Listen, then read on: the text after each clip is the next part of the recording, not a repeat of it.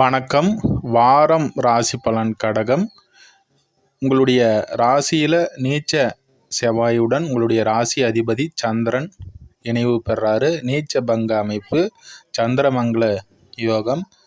5ஆம் அதிபதி 10ஆம் அதிபதி உங்களுடைய ராசியில் நீண்ட நாளாகவே நீச்ச அமைப்பில் இருந்தார். இப்போ சந்திரன் இணைவு பெறதுனால குழந்தைகள் ரீதியில் இருந்த கஷ்டங்களும் தொழில் அமைப்பில் இருந்த கஷ்டங்களும் விலகக்கூடிய ஒரு நல்ல ஒரு அமைப்பு.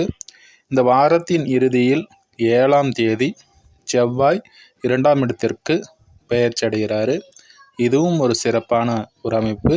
நீண்ட காலமாக குழந்தைகளால் இருந்த கஷ்டங்களும் தொழில் அமைப்புகளில் இருந்த பிரச்சனைகளும் ஒரு நிரந்தர தீர்வு பெறக்கூடிய ஒரு நல்ல ஒரு வாரமாக இந்த வாரம் உங்களுக்கு அமையுது. அடுத்ததாக சுக்கிரன், உச்ச சுக்கிரன் 4க்கும் 11க்கும் உடையவர் உச்ச அமைப்பில் இருந்தார்.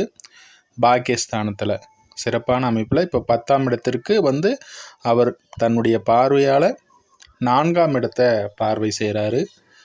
வண்டி வாகனம் வீடு இது சம்பந்தப்பட்ட விஷயங்களில் நன்மைகள் ஏற்படக்கூடிய அமைப்பு. அடுத்ததாக உடல் ஆரோக்கியம் சிறப்பாக இருக்கும். தாய் வழி மூலியமாக இருந்து வந்த நீண்ட நாள் பிரச்சனை ஒரு முடிவுக்கு வரும். சொத்து ரீதியில் நல்ல ஒரு அமைப்பு உண்டாகக்கூடிய ஒரு நல்ல ஒரு அமைப்பு. அடுத்ததாக குரு முக்கியமாக 6, 8 ஆகிய 2 இடங்களையும் பார்க்குறாரு.